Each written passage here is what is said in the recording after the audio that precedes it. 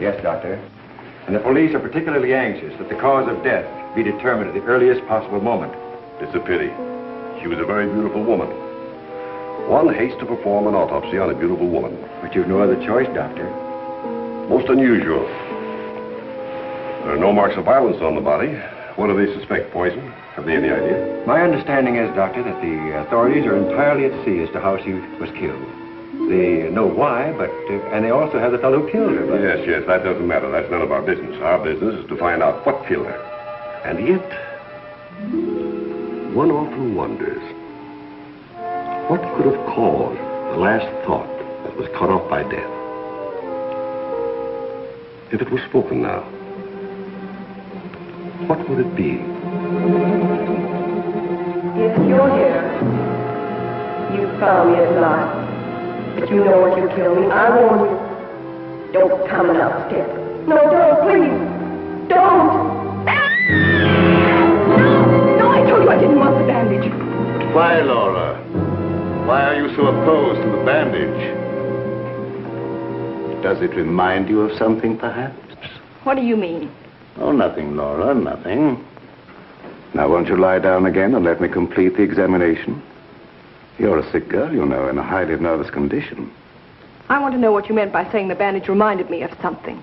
If you don't know, how should I? You don't fool me for a minute, Doctor. I know how you feel about me. Do you, Laura? Then I wish you'd tell me, for I don't know. I don't know how I feel about you at all. You're clever, Doctor. But I'm wise to you and that fool of a son of yours. How long have you been married to Walt now? Too long. And why don't you give him his divorce? He's asked you often enough. I'll give him a divorce when I'm good and ready. I see. I'm not afraid of anything he can do, or you, or anyone else. What's that? Your heart's beating like a trip hammer. I must warn you of this high state of nervous tension. What's that noise?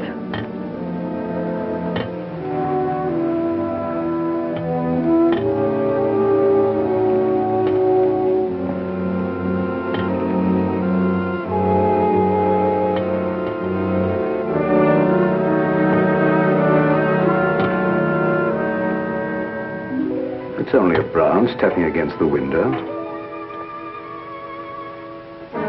Now, my dear Laura, if you want me to help you, you must tell me what it is you fear.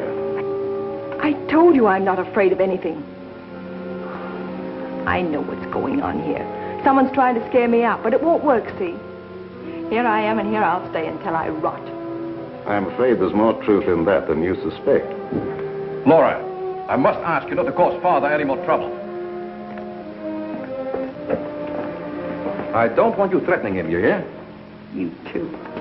You're so cute. I'm sure you want to be alone. You're not going to make him pay for my mistake. What are you going to do about it? I'd like to... You'd like to choke me, wouldn't you, Ward? You haven't got the nerve. Here. This is the only thing you ever gave me. You can have it back. right. I gave her this when we were married. It's the only gift that ever passed between us. Ward, what do you propose to do about Laura? What can I do? She won't leave me. She won't give me a divorce. Well, things can't go on this way, you know. Dad, what is the matter with her? What do you think is wrong? I don't know.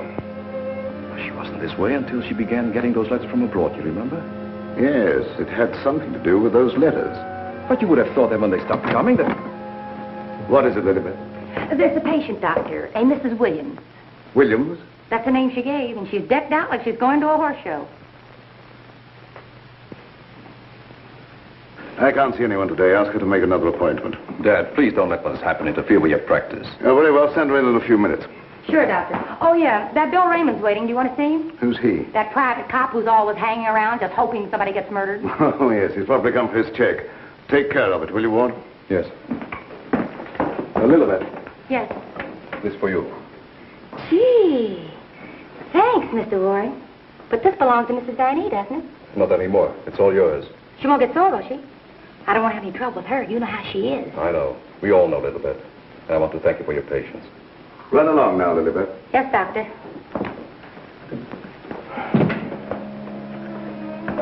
You made a fatal mistake, my boy, in marrying Laura. Yes, I know. But you don't suppose I'm going to stand for it forever, do you? No, I don't. And I don't think it will be necessary. Do you have a plan? I think it'll be better if you leave everything to me. From the day a mysterious caller came to see Dr. Van E. Oh, yes, I remember now, Mrs. Williams. I spoke to you this morning on the telephone. I'm sorry, but I can't tell you any more now than I told you then. Oh, naturally, Doctor. I did not mean to imply that there were any abnormal goings-on here. I assure you there is not, Mrs. Williams, nor will there be. Nevertheless, Doctor, the way you were described to me and the way your place was described to me, I am certain that I am in the right place. May I ask from whom you obtained these descriptions? From a friend, Doctor. A mutual friend. Lilybeth, the woman I love. Can't we be friends? Stop tracking your big flat feet after me wherever I go. I've got things to do. Oh, gee, it's wonderful just to see you around, busying yourself, the little housewife. I never knew the cop who didn't love to stand around and watch other people work. Mrs. Williams, it's obvious from your conversation that you've come into possession of certain facts concerning my past. I know of only one person who could have given you that information. And it was my belief, yes, even my hope, that person was dead. But let me say that even if that person were alive, I should not submit to blackmail from you or from anyone else. You show great courage, Doctor, for one in your unusual position. There has been no question of blackmail. I came here seeking your cooperation, which you have refused to give. So, let us call the matter closed. Thank you. Au revoir, Doctor.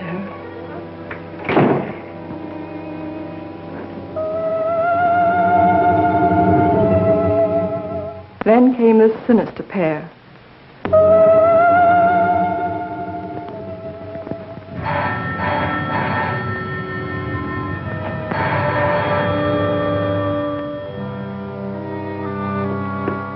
My little guardian of the doorbell.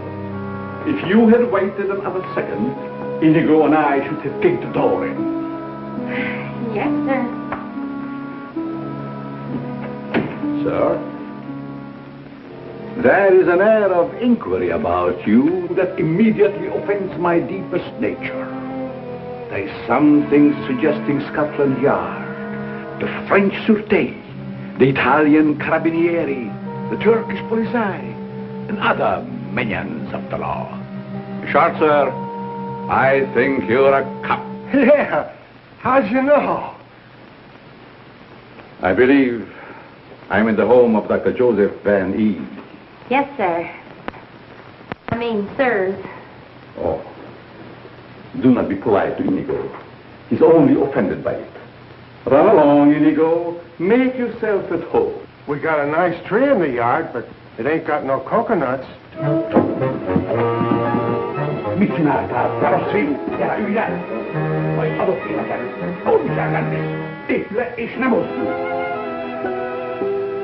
My little friend Inigo is deaf and dumb. He cannot hear and he cannot speak. But he reads the lips. And I would advise you to say nothing to annoy him. For his temper is short, indeed. This, I presume, is Dr. Vanny's private office. Yes, sir. But I really should announce you. My dear girl, if I allowed myself to be announced, I doubt I would be received anywhere. I'm sorry, really I am, but the doctor won't see anybody without an appointment. Appointment? I have had an appointment with him these 20 years. He will see me. Doctor, someone's coming! My dear doctor, truthfully can it be said that your house is your castle, protected by your countless slaves? So it is you, Leonard. I was warned you might appear like one of your own illusions out of nowhere. My dear Joseph, you have not changed a bit. Have you met my friend, Mr. Raymond? Raymond? Oh, Raymond. No doubt a relative of the great magician of the same name. Mr. Raymond is our private patrol officer. He keeps an eye on the premises for us. And other comings and goings. A very good idea, my dear Joseph, to have a private bodyguard at your beck and call. Well, you fellas are old friends, I can see that. Oh, yes. Old friends. Well, then maybe you'd like to be alone to talk over old times. A very good suggestion. Thank you, Mr. Raymond. I won't be far away, Doc.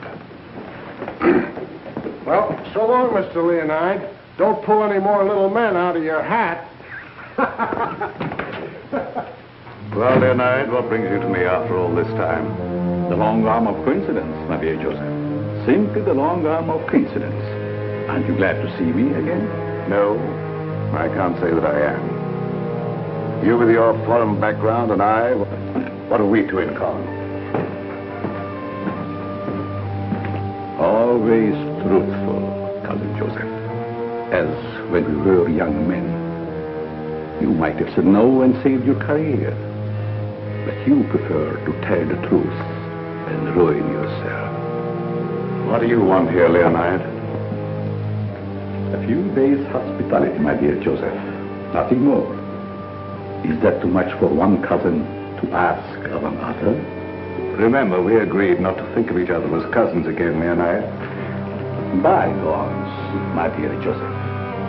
And I'm willing to forget. And I suggest that you do the same. You've grown older, Leonard, but there may be something in what you say.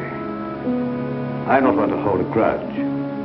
But don't do anything that will make me regret my action. You have my promise. Now, if you will show me to my room. Oh, I should say, I have a traveling companion from whom I am inseparable. Who? Inigo, a dwarf, one of the little men. He became very much attached to me when he lost his master. You do not object? What good would that do? How true. Very well. You may have the room next to my daughter-in-law. I know you'll like that. Oh, yes. The lady, who I am told has an utmost horror of having her eyes blindfolded. A phobia of most interesting origin, I dare say. Something to think about. That night, my husband questioned Leonard about my past.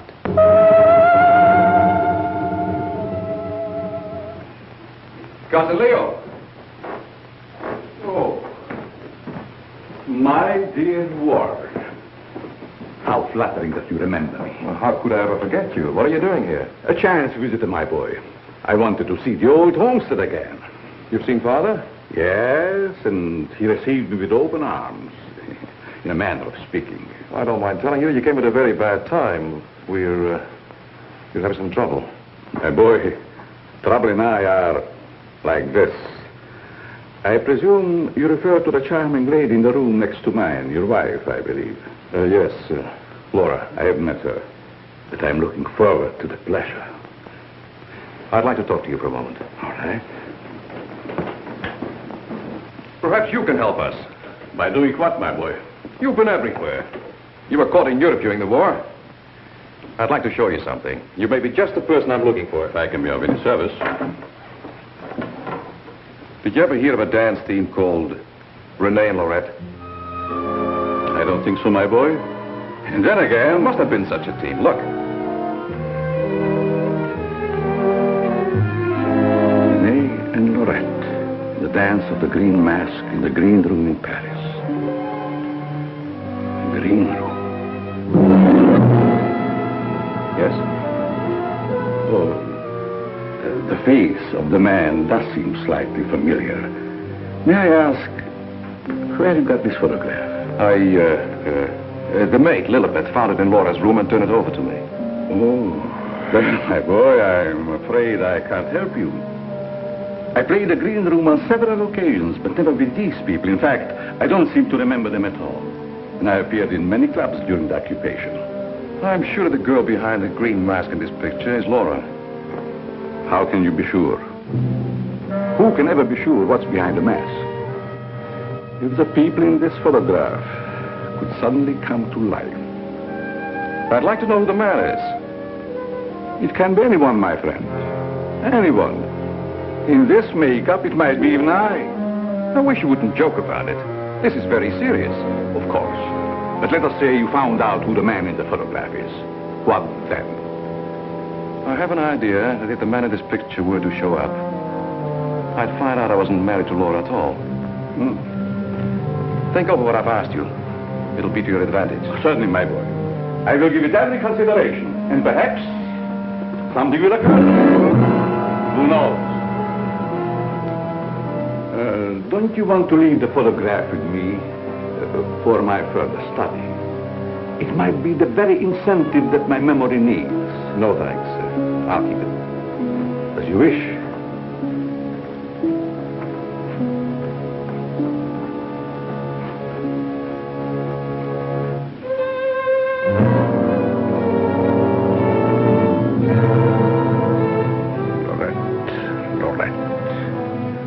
I'll make a bet the man in green will get you yet.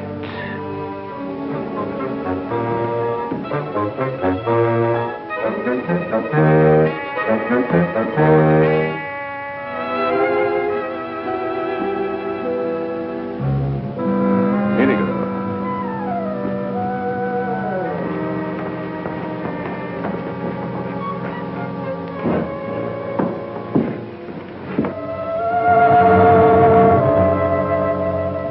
A gruesome surprise was in store for me the following morning.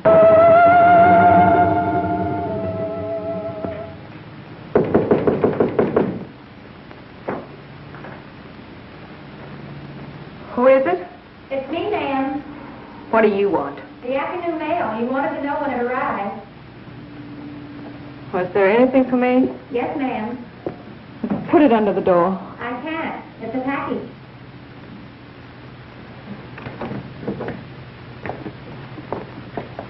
What's in it?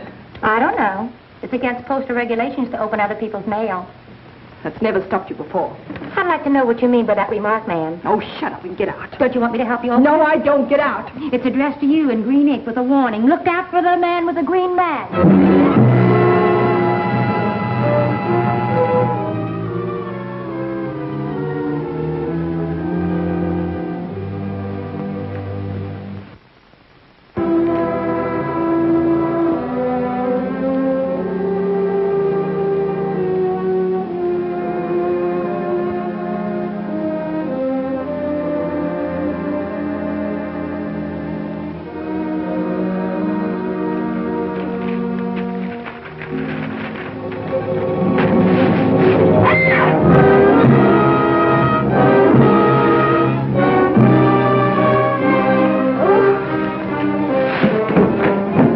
you, ma'am. Who done it? Which way did he go? Get out! Get out!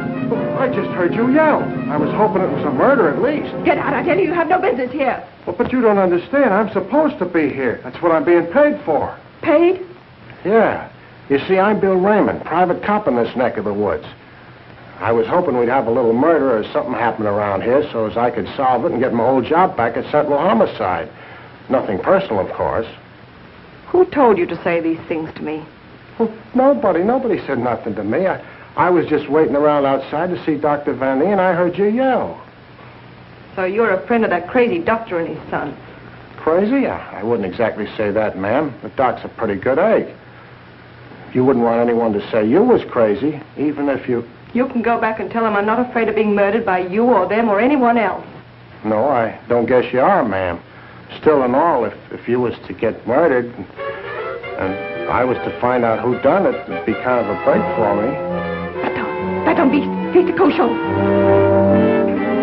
I wouldn't say that to you, lady, even if I knew what it meant. Now will you get out? All right. I can take a hint. Nice little bedroom companion you've got there. Get out. I'll go, but don't think I'll come running next time you yell. I'll know it's a fake.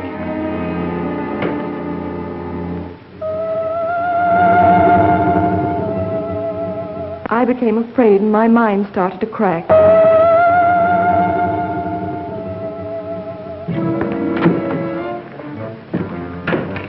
Lilybeth, my melancholy baby, where are you?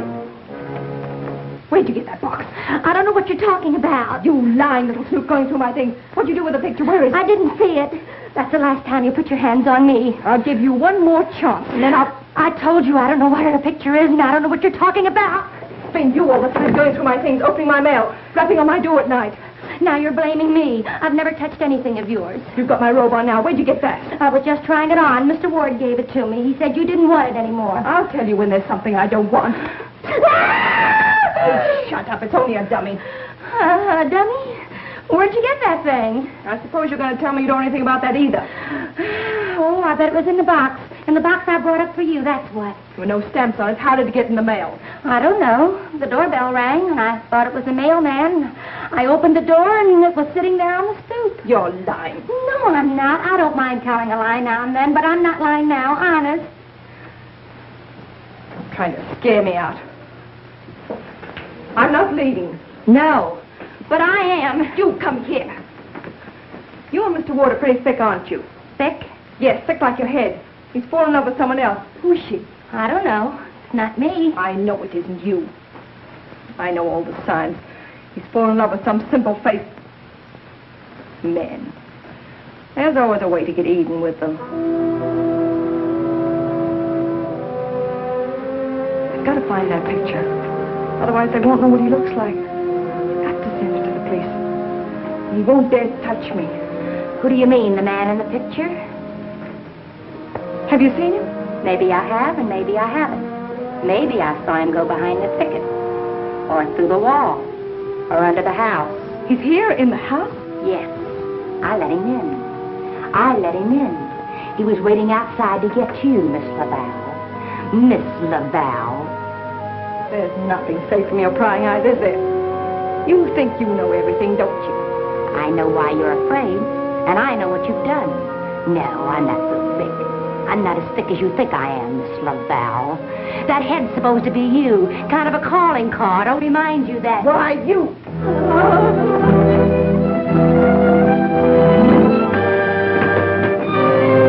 Excuse me, lady.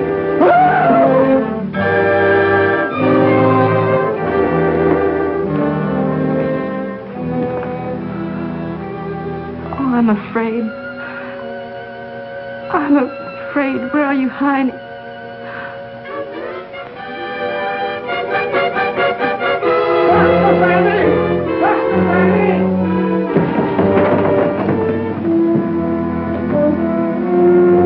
Dr. Van Nee! Dr. Van Nee! Doc! Fun is fun. But after all, there ain't nothing in my contract that says I gotta... Well, now I ask, is that anything to be playing football with? Where did you get that, Raymond? Miss Van Nee chucked it at me like I was a pass receiver for a football team. and I'm all out of practice. Let me see it. This comes from a group of anatomical specimens that was locked in a room in the cellar. How did you happen to get it? That's what I'm trying to tell you. There I was, outside her door, strictly minding my own business, understand? Listening at the keyhole. I don't think that belongs to the realm of your duties, Raymond. But, Doc, there were screams inside. You gotta admit it's within the longitude of my profession to make with an investigatory reaction there, too. What am I saying? I don't understand how his head got from its locked room in the cellar. Well, the way I heard it, it was sent to Mrs. Van A. That was rather a gruesome practical joke. Why, your anatomical locker hasn't been opened for ages. I think you once told me you'd lost the only key to it. I know. There is no key to my knowledge. Why, that thing didn't walk out of the room by itself. Hardly. Doc, I'm worried. What about, Raymond? Well, now, take this head business. The whole thing don't seem hardly serious to me. I think that if it's all the same to you, I better be checking along to other duties. You're not afraid, are you, Raymond? Who, me? Scared? It's just that I don't think that there's going to be any murder here done after all. That's too bad. Well, it's not your fault, I guess. It's just not my lucky day, that's all.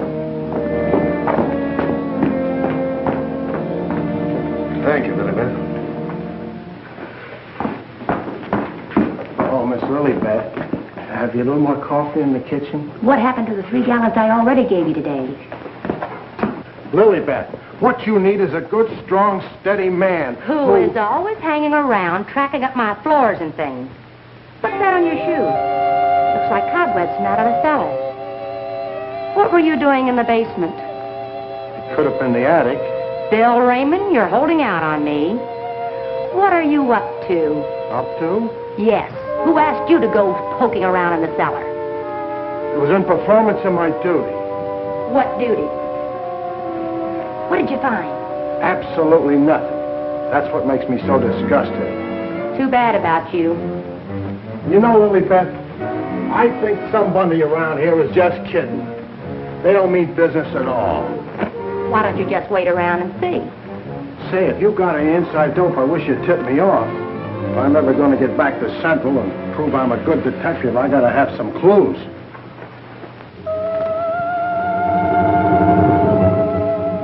Yes, I was scared. Scared of my life. I expected big things of that ghoulish-looking guy, but he ain't delivered neither.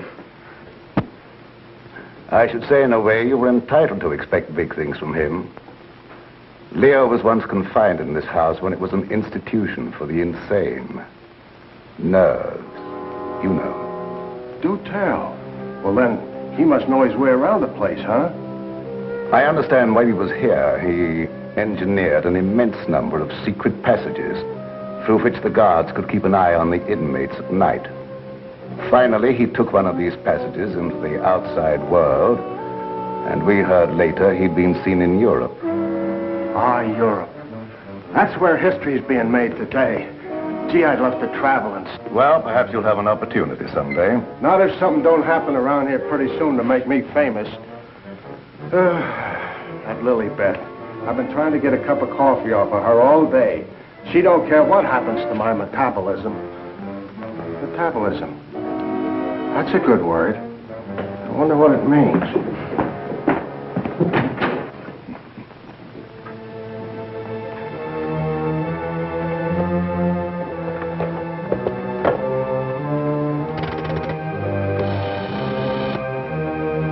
Operator, I want the police right away.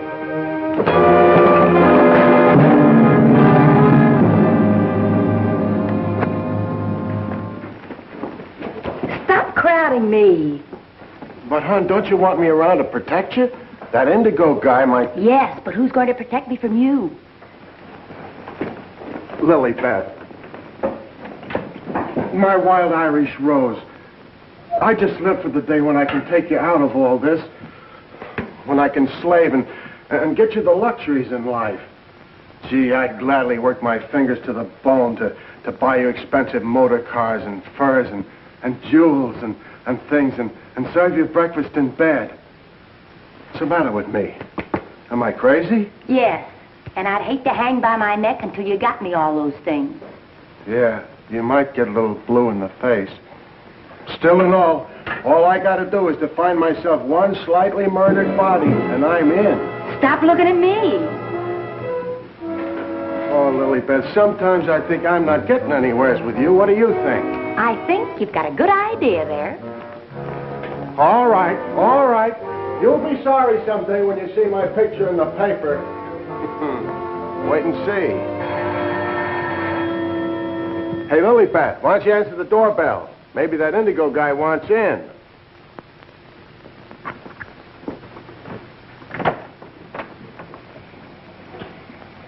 The doctor ain't home.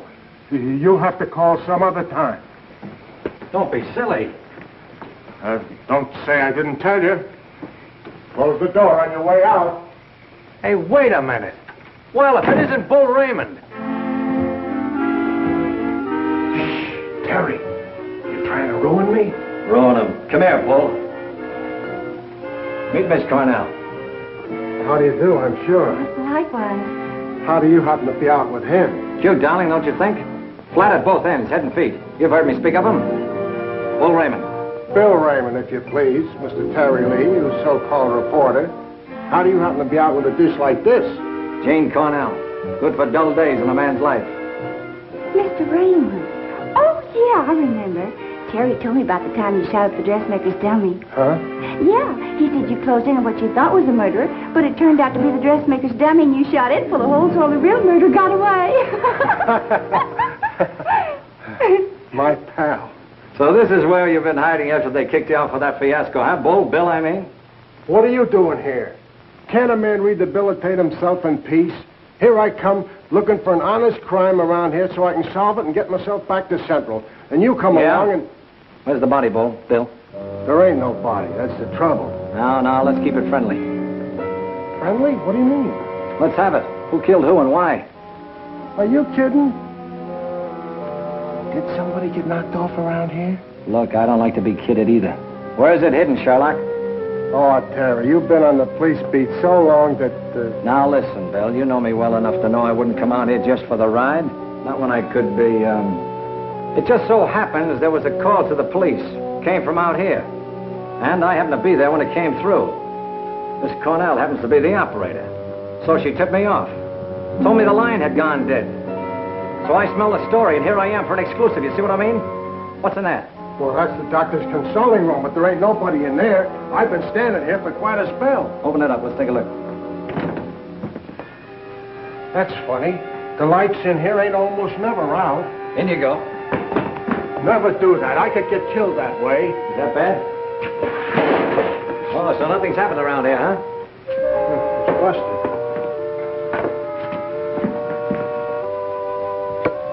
There, see? Like I said, there ain't nobody here.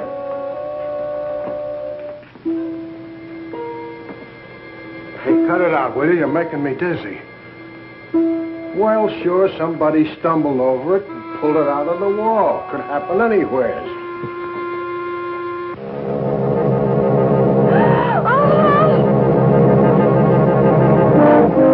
Wants to shake hands with you, Bill. Step right up. Not me. You seen it first.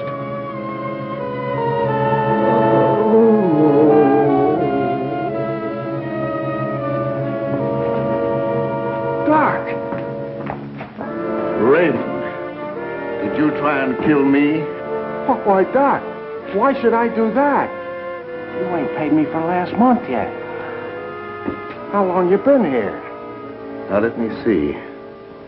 I was going to make a telephone call when... Somebody conked you, huh, Doctor? Then rip the telephone wire out? Yes, I imagine that is about what happened. Who are these people? Well, they're all right, Doc. This is Terry Lee and Miss Cornell from the Times. We don't want any reporters here. Nothing's happened. Look, Doctor, nobody ever wants reporters, but then something happens and there they are. But nothing has happened. I fell and hurt my head. Oh, I see. Then you got up again, put yourself on the table, and got all nice and pretty in that shroud there. You won't get any story here. And now, if you'll excuse me, I have some work to do. Doctor, do you mind if we stick around for a while? Seeing that nothing's happened, well, why not? Very well, you may stay for a while, but I warn you, if you make yourselves objectionable in any way, I'll have Raymond throw you out. Well, come on. You heard what the doctor said. He's busy. Get out of the office.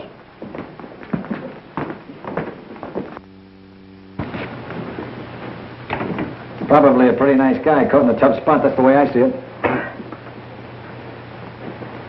You wouldn't want me to tell him you got kicked out of homicide, would you, Bill, old boy? Oh, Terry, you're my pal. You know that, don't you? Would I kick you out? You would if you could, Bill. Now, why can we have a little talk, quiet like? Well, if you just follow me in the parlor over here. Oh, me too, darling, me too. Darling knows everything about everyone, and that's how I learned. Good tell. I just sit at his feet and listen. Baby, I'm going to miss you an awful lot when I grow tired of you. Now, remember, you're just going to listen. Well, of course, darling. What else do I do when I'm with you? Sit down. Now, as I remember it, there was a singer at the Click Club who called herself Laura Laval. Didn't she marry young Ward Vanny a couple of years ago? I don't know nothing about it. Oh, yes, you do. It was just about the same time that you had that affair with the dressmaker's dummy. Oh, yeah. Yeah, now I remember, Terry. You're right. She was down to the Click Club, and it was her that married Ward. Wasn't that on a bet of some kind? Well, there was a party going on, and somebody dared Ward to ask the singer to marry him, and he thought at the time it was a good gag, and he went along with it. That's right. He got pretty high and then popped the question at her. How romantic. I just love that. Hush, dear. Listen. Oh. Well, that's how it happened anyway. Ward woke up the next morning and found himself married solid. He'd asked her, and she'd snapped him up. Oh, and they lived snappily ever after. I don't care. I think it was sweet. Darling, couldn't I get you high sometime? And... Sweetheart, have you ever heard the old saying about little girls? What's that? Little girls should be seen and not heard. Now, go on, powder your nose. All right. I think I'll be shoving along, too. Now, wait a minute. We're just getting started. We were talking about a singer who called herself Laura Laval. Pushed her way into this house for good reasons of her own. Gentlemen, I beg your pardon. I must tell you frankly, I have been eavesdropping. Professor Leonard, this is a reunion. My boy, you must forgive me. You seem to remember me, but I do not recollect you. When was it? What was it? Oh, Professor, it was a long time ago, and I was a kid up in the balcony in Albany. Yes? When you brought down the house with great feats of legerdemain. Oh. You remember, Professor? That was the night that the box office receipts disappeared, just like magic. Part of the act, my boy. Just a part of the act. It's a pleasure to meet one of my youthful admirers. Terry Lee of the Central City Times. Oh, the press? Well, it's nice to have known you. Wait a minute, Professor. What's your hurry? Are you afraid I might bring up the subject of those certain unfortunate recent connections of yours? Shut in the dark, my boy, I'm sure. And I will ignore it. Of course. And this young lady, no doubt a companion of yours. Jane Cornell, my fiancée. Delighted. Likewise, I'm sure. Delightful. And I would suggest to take very good care of her. Miss Lee? Oh, I haven't had a chance to talk to him yet, Mrs. Vanny. Never mind, I'll tell him myself. Darling, I met her upstairs, and I told her all about you, and that you know everything about everyone. Thank you very much, dear. Welcome to your living room, Mrs. Vanny. Thank you, but it isn't my living room. I understand you're not unaware of my position in this house. Well, maybe you can tell us about it. I'm being kept a prisoner here against my will. I'm alone and friendless. I'm sorry. Why haven't you called the police? They've done nothing but to call for the police. They have kept me penniless so that I can't leave. I understand. They're trying to destroy my mind, Mr. Lee. By innuendo and indirection, they're trying to make me believe I've done something dreadful in the past. That I'm to be the victim of some horrible vengeance. You know best about that. I'm innocent, Mr. Lee. I've done nothing. Now, this doctor's brought some stranger here with these tricks and illusions to further make me believe... You mean the professor and his little, Yes. You must help me, Mr. Lee. Laura, it's so good to see you downstairs again after all these days being locked in your room. You know perfectly well why I've remained locked in my room. Ward, this is Mr. Lee of the Times, the gentleman I told you about upstairs. Oh, yes. Look here, Mr. Lee. We don't want any more of that front-page splash stuff, such as I got when I married Laura. Your wife's been telling us that she's being kept here under constant threat. She's out of her mind. See what I mean, Mr. Lee? They don't overlook a single chance to put it in my head that I'm crazy. Perhaps I can explain, Mr. Lee. We don't believe there's anything wrong with Laura now. But we are sure something will happen to her mind if she continues to live under this strain. Just as I told you, they're behind it. Can't I make that clear to you? They spend all their time trying to terrify me. They write me letters in green ink. They send me dummy heads wrapped in green paper. Anything to frighten me so I can't sleep. I can't think. The only thought in my head is that I'm going to be killed. These are very serious charges, gentlemen. And I might say it'd make a perfect front-page splash. Lee, if you dare print a word about those ravings of my wife... Don't do anything to make me think they aren't ravings, Mr. Van E.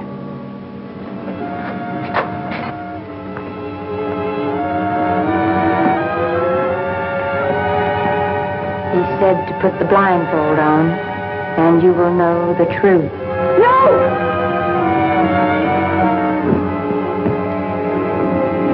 What's wrong with her, Doc? Quiet, Raymond. You don't mean that she's... Dead, Raymond.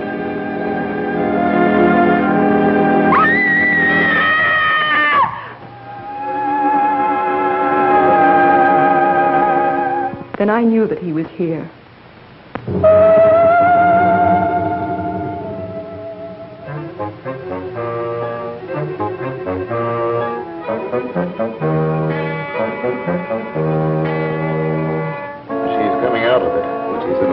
State of shock.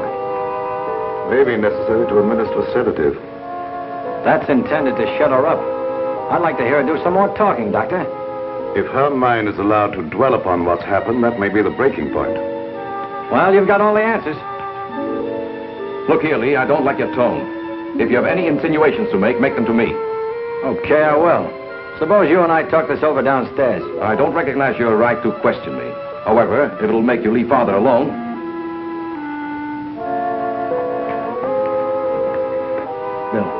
Fix yourself a chair right outside the door and don't leave until I get back.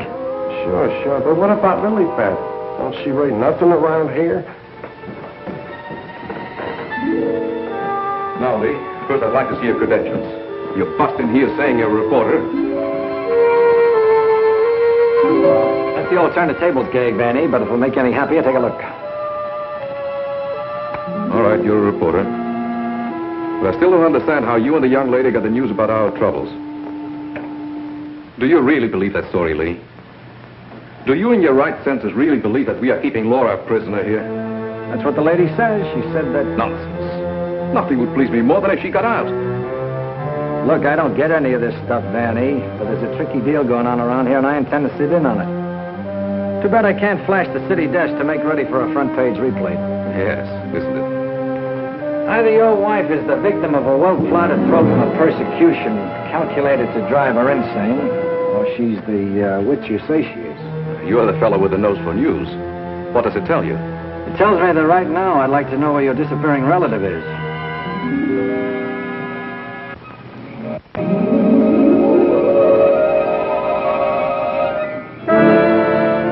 Get back, you fool. What's out there? I have a right to know.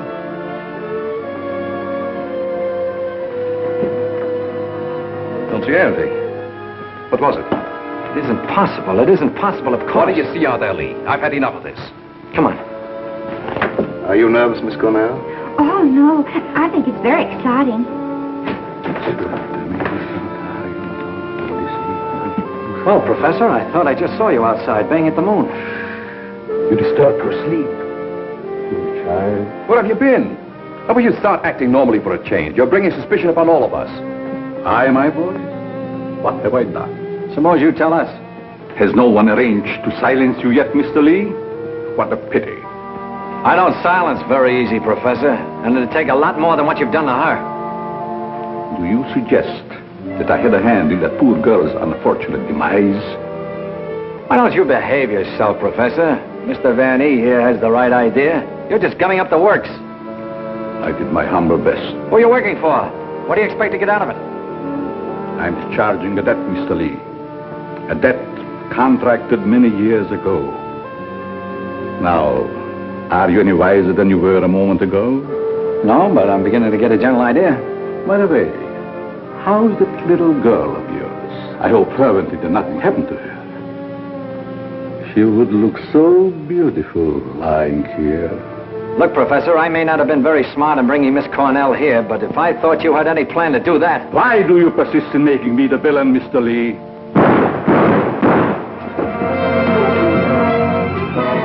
Now we will let you be the witness, Mr. Lee. I am here. The sounds came from upstairs, right? Always reliable. Now what are you rehearsing? In there, Terry. In there. It's murder.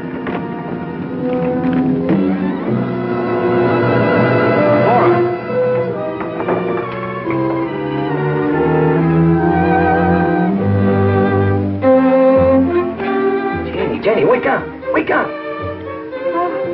Oh, Terry. Tell me, what happened? Oh, Terry, darling. Let me think. Everything went black and... Yes? Then it started to talk. What started to talk? I don't know. That thing. Now, look, let's get back to the beginning. I left you here with Dr. Van E. Yeah, and then he gave Mrs. Van E a shot with a long needle. Never mind that. All right. Then he said, would I sit with Mrs. Van E? Okay. Where is she now? Who? Mrs. Van E. Where did she go? That's just what I asked you, Janie. Well, she was right here. Then Dr. Van E went out. Then what happened? Then Bill Raymond came in. Oh, that's great. The two of you in the same room at the same time. How did you communicate with each other? Sign language? Oh, I don't care. All you do is make fun of me. I didn't ask to come to this, whatever it is. Oh, yes, you did, dear. Don't you remember? You said you wanted to see what the life of a reporter was like. Don't forget, Mr. Lee, one must not expect too much of certain types of mentality. Shut up, Bill Raymond. I remember you when you couldn't even make your X. Oh, I want to go home. We can't go home, darling. We've got to get a story. Why? You don't understand. Yes, I do. Why do we have to get the story? Who cares? Oh, she's got you there. All right. Now, you tell me, what happened to you? Me? Oh, well, you said to stay outside the door, and I pulled up a chair. That's right. She was inside the door, and you were outside.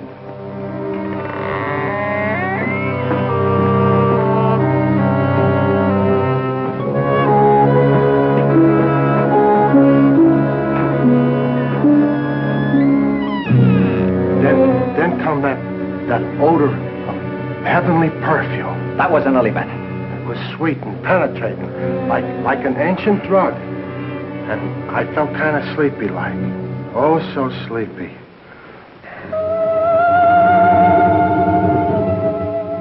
At last, he had me under his power.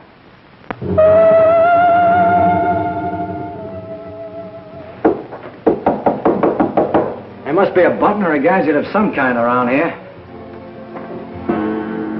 2 o'clock, almost deadline for the 9 o'clock final. Oh, Terry, what makes you think there's anything behind them walls? I've got a sneaking suspicion that the professor uses them for a disappearing act. I wish Lilybeth was here to make me a cup of coffee. Well, she's right over in the doctor's office. Why don't you ask her? Poor Lilybeth.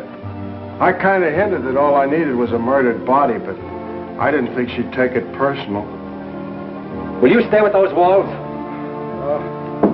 I've been around them 3 times, Terry. The thing I can't understand, if the professor was down here when the trouble was going on upstairs, he just had to be 2 different guys in order to have a hand in it. Oh, Terry, let's figure it out in the morning, huh? What's that?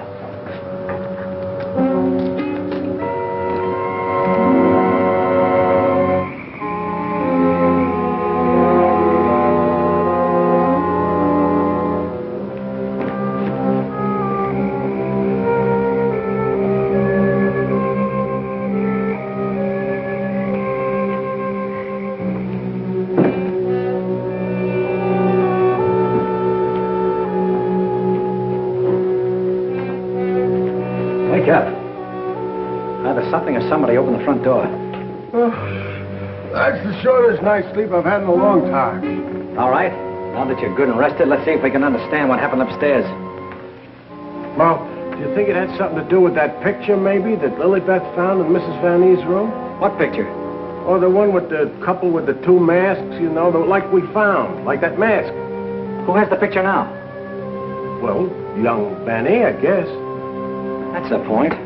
Where has Mr. Van E been since his wife's disappearance? Well, him and his old man are sleeping. I guess they got some sense. Oh, no. I've already checked that, and they haven't slept in their beds tonight. Wake up! I refuse to answer on the grounds that might tend to incriminate or degrade me.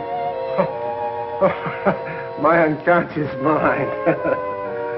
Now, look, Bill, please stay awake for a while. Now, look, tell me, what happened when you smelled that sweet odor in the hall upstairs? No, it smelled lovely. Lovely, that's all I can remember. And Dr. Van E had already left Laura's room, is that right? Yeah, he'd gone out, and he said goodnight, and he had given her some sedative or something that he said would take care of her till morning, and then he went down the hall to his own room. And then you fell asleep? Yeah, no, I just kind of dozed off a little. Like this. Here's your coffee, sir. Terry, that's a dirty trick. Stay on the other side of that window. What for? Take a look. I'm looking.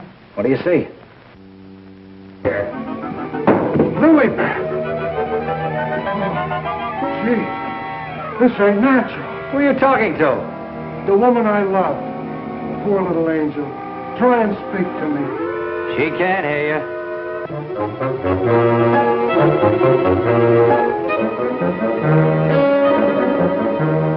What was you doing outside? You're supposed to be dead. Now you stay right here, honey. I gotta catch that guy in the shrubbery. Gee, what are you doing to me, Lilybeth? I got work to do. Lilybeth, be reasonable, will you? If you don't cooperate, I'll never get back to Central. Never mind, Raymond. Take care of Lilybeth. Lilybeth! Yeah, that's who it was. I opened the door and she fell right in my arms. Like she had something special to tell me. You notice that fragrance about her? And to think this wilted flower was once even as you and I. Take her back into Dr. Van Ee's office. What's she doing wandering around? She's supposed to be a corpse. What happened to that guy outside? Never mind. You found her. I never knew she was lost. I missed her. I missed her from my office. Will you please take her back? What are you going to do? Yes, Doctor, and what have you been doing? We've turned this house upside down trying to find you. Hardly that, young man. If you'd done that, you would have found me. Now, Raymond, we can't allow this girl to remain in this condition any longer. Well, what can you do? She looks like a perfect stiff to me. Bring him into my office. Oh, Doctor, this may not be any news to you, but your daughter-in-law has disappeared. Oh, how dreadful. But let us say somewhat overdue, eh, Mr. Lee? You don't seem very surprised to hear about it. Young man, when you've been devoutly praying for something to happen, you accept your good fortune without question.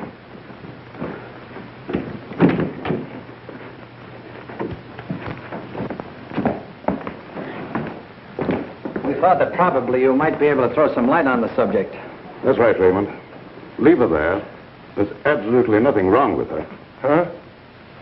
And you mean I've been pining away for nothing? She was put in a deep hypnotic sleep, that's all. But why? Why, Doc? Who done it? It was done so that she would obey certain orders that were transmitted to her. If that's true, then why did you declare her dead? I had my own good reasons. Would you give me one reason why you like to go around getting hit on the head? That must become a little monotonous. Mr. Lee, are you sure that you saw what you thought you saw? Well, I'm not blind. I might be getting a little dizzy in this madhouse.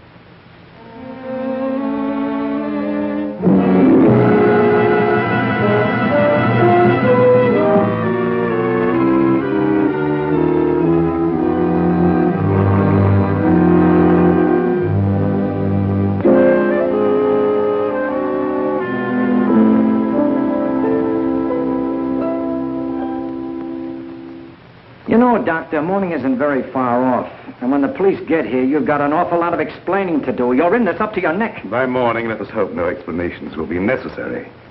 Everything will have explained itself. Poor little sleeping beauty.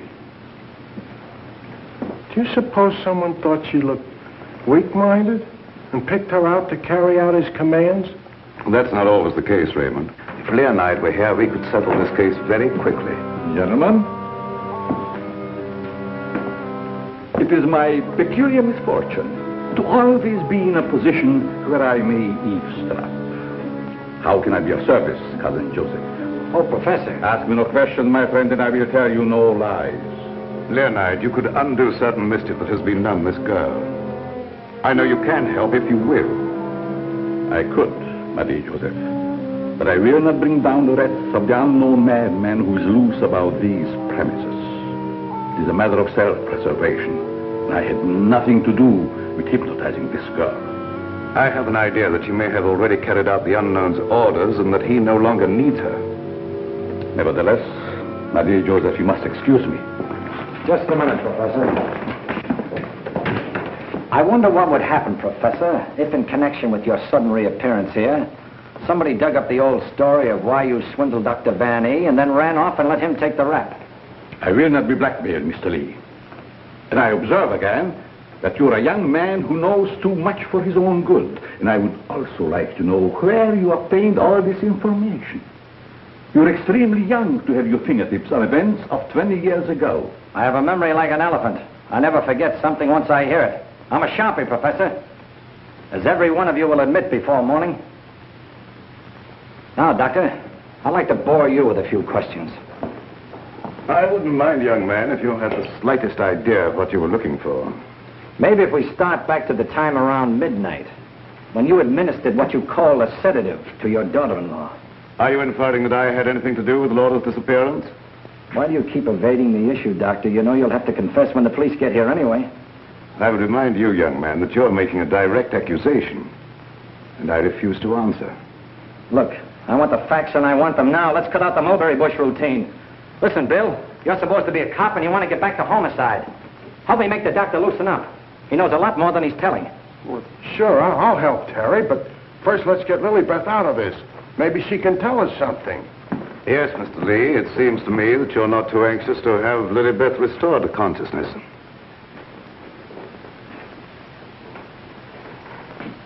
What do you hear, Doc? Her heart's in a very depressed condition. Someone's been giving her orders by mental telepathy. Hey, could I learn to do that? Supposing Lilybeth was in the kitchen, could I telegraph her a wish for a cup of coffee, huh? Perhaps, Raymond, someday when we have a little time, I'll indicate the principles of hypnosis to her. Thanks. My dear Joseph, the principle of hypnosis isn't as simple as you would make them believe. It requires a long and patient study. But I will risk the wrath of the unknown. For I see you truly love this child. And for your sake, I shall use my knowledge. Oh, gee, thanks, Professor. You're solid.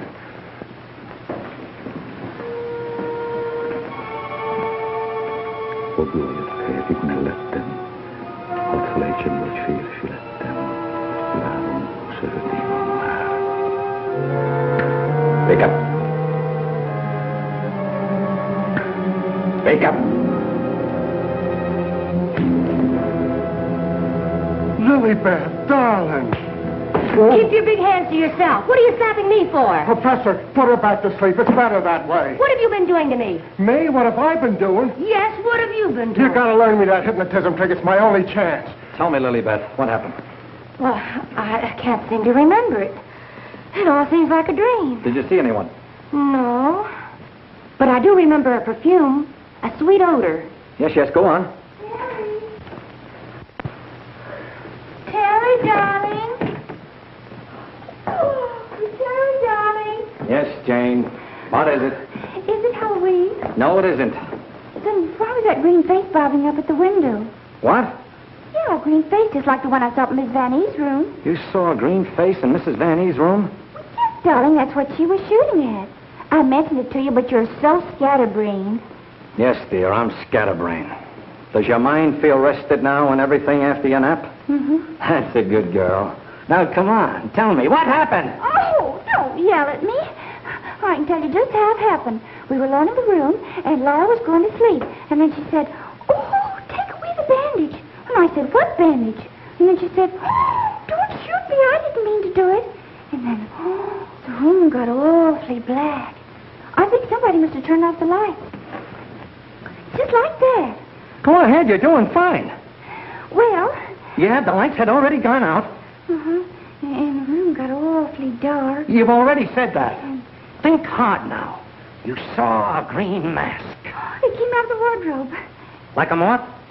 Yes, darling, just like a moth. Oh, how clever of you. It was just like a great big moth, and it flew around and Please around. don't make yourself any dizzier than you are. Now tell me the rest of it. Well, I just don't see how you could remember that it was like a great big moth. Did you see it? Was you there hiding in the wardrobe, maybe? No, I wasn't in the wardrobe. Now, look, Jane, please, be yourself. No, I mean, don't be yourself.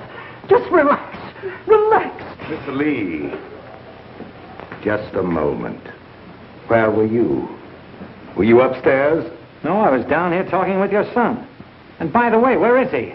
Here I am, Mr. Lee. What can I do for you? Will you stop it? Yes, I was listening outside the door. You haven't answered my father's question yet. Oh, come on, take it easy, take it easy. Maybe you can tell us where you've been, Mr. Vanny. Of course, you don't know anything about your wife's whereabouts. Oh, go on, tell him where she is. I want to go home. I'm hungry. Quiet, everybody, quiet! Laura! Don't. No, don't. Don't.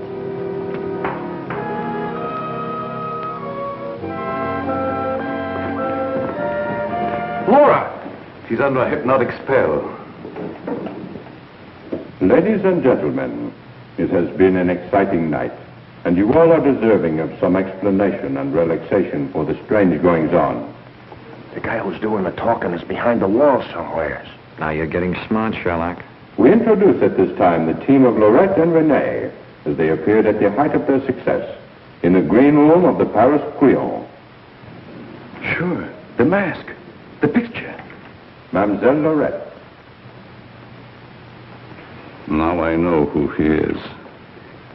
Mademoiselle Laurette will now put a bandage over her eyes, the better to see the inner truth.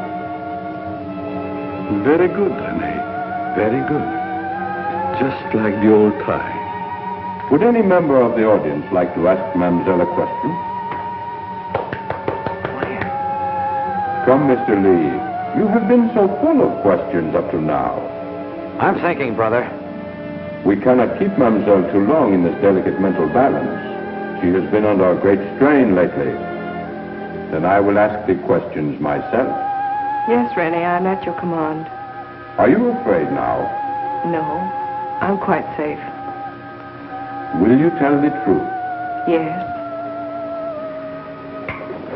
They came to me and said your partner, he of the magic feats and rare impersonations, is a spy. But we can't prove it. We will give you 1,000,000 francs if you, Laurette, bring us that proof. Now we shall know.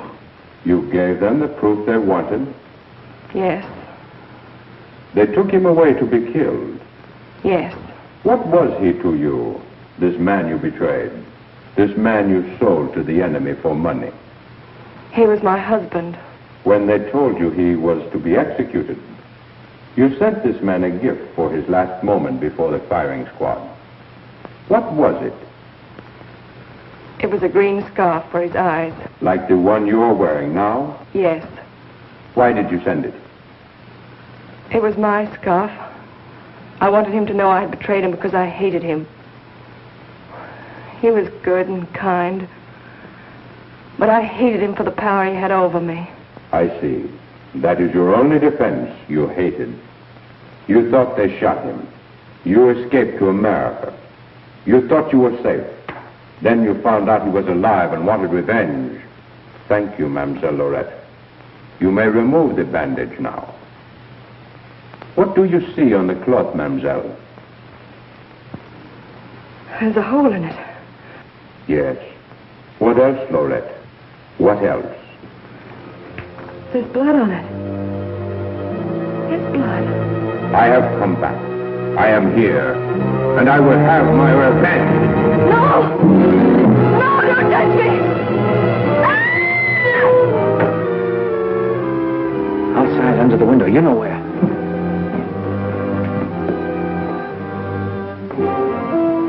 Yes, he had his revenge. She's been living in mortal terror that he'd find her. Just a minute, lady. You ain't going nowheres. Well, if it ain't Mrs. Williams, come along with me. Come on. You want me to slug you? Get inside. Hey, Terry, come here. Get a load of this. There's your man. At last I caught me a murderer. You're wrong. I never laid a hand on her. Nay, my boy, you kept your promise to me. You said you wouldn't touch her.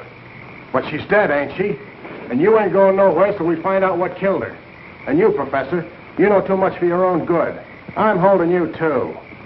Now you're getting smart, Bill. Well, Professor, I see you two know each other. Yes. Rene was my assistant. I taught him everything he knows. He went out for himself and became a success. Later, we met in a concentration camp. And here we are. A small world, Mr. Lee. Small world, indeed.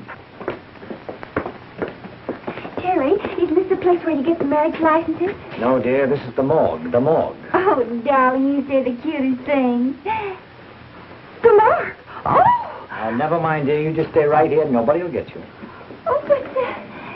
Well, Doctor, got anything to add to my story of the year? Who's this Rene? Rene was her husband. She turned him over for a sum. Figured the Nazis would take care of him, but he had ideas of his own. Look, Doc, was it murder? Do I finally get a break? Was she murdered? We're sending the report to the police. What was it say? Oh, come on, Doctor. Don't hold out on us. I didn't understand it at first, but I do now. There were no marks of violence on the body, and we found no internal disturbances. What does this all add up to, Doctor? Yes, let's have it. She was literally scared to death.